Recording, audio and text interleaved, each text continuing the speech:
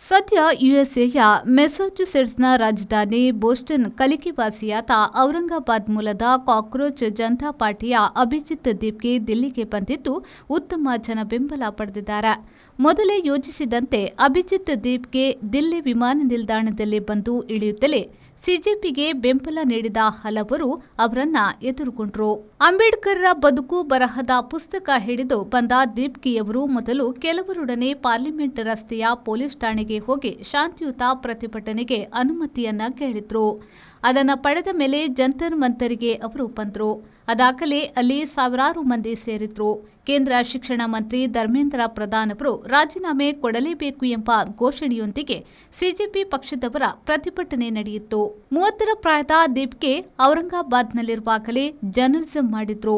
ಆರಂಭದಲ್ಲಿ ಎಎಪಿ ಬೆಂಬಲಿಸಿದ್ದ ಅವರು ಮುಂದೆ ಯುಎಸ್ಎಗೆ ಹೋಗಿದ್ರು. ಅಲ್ಲಿಂದಲೇ ಸಿಜೆಪಿ ಪಕ್ಷದ ವೇದಿಕೆಯನ್ನ ತೆರೆದಿದ್ರು. ಅದಕ್ಕೆ ಅಭೂತಪೂರ್ವ ಬೆಂಬಲ ಸಿಕ್ಕಿತ್ತು. ಇಂದಿನ ಪ್ರತಿಭಟನೆಯಲ್ಲಿ ಲಡಾಖ್ನ ಪರಿಸರ ಹೋರಾಟಗಾರ ಸೋನಂ ವಾಂಗ್ಚುಕ್ ಮತ್ತು ಸುಪ್ರೀಂ ಕೋರ್ಟ್ನ ಹಿರಿಯ ವಕೀಲರಾದ ಪ್ರಶಾಂತ್ ಭೂಷಣ್ ಮೊದಲಾದವರು ಭಾಗವಹಿಸಿದ್ರು. ಇದೀಗ ತಾನೇ ಅವರು ಬೋಸ್ಟನ್ ವಿಶ್ವವಿದ್ಯಾನಿಲಯದಲ್ಲಿ ಪಬ್ಲಿಕ್ ರಿಲೇಷನ್ಸ್ ಮಾಸ್ಟರ್ ಪದವಿಯನ್ನ ಪಡೆದಿದ್ದಾರೆ.